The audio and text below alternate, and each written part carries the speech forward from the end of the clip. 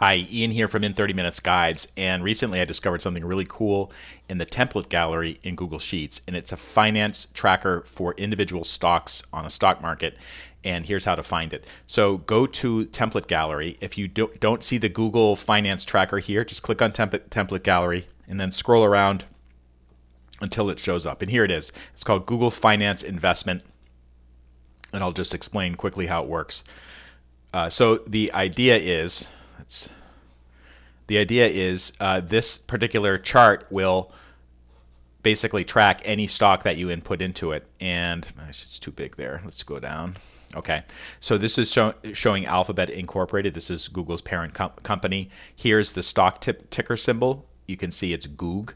Let's say I want to track Ford, and the stock ticker for that is F. And just hit return. And this is Ford Motor Company. This is the current price.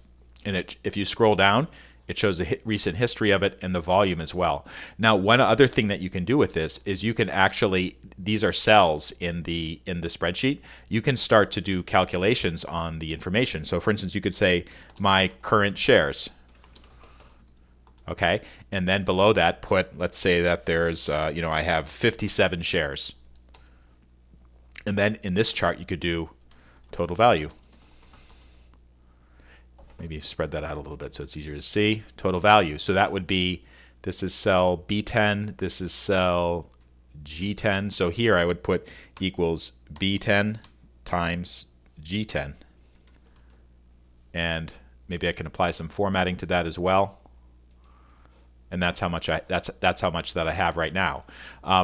The other thing you can do with Google Sheets, which I really like, is you can connect sheets together. So let's say that you have 10 different investment trackers. Each one of them has a different stock in it. You could create a master spreadsheet and then pull in the total value or pull in the current charts or whatever, or do other sorts of calculations. So there's really a lot of possibilities with this. And then also they have, you can slice and dice it in different ways. For instance, this is Ford over the past 3 years. So I really like this feature. It's in the template gallery, and I'll show you how to find that again. So when you come to Sheets, go to template gallery, and then scroll around until you find the Google Finance Investment. And I do recommend when you open it up that you make a copy. So what I might do here is make a copy and call it, Ford share price or something like that.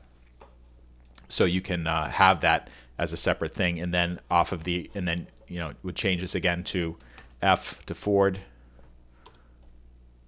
and you're good to go.